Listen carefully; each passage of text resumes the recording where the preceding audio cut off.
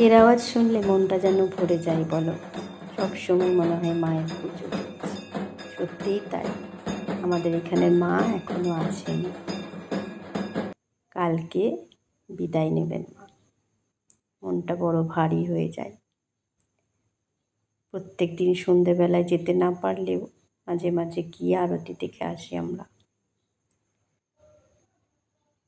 আজকেও গিয়েছিলাম, মা লক্ষ্মী মা দুর্গা মাকে দর্শন করে এলাম।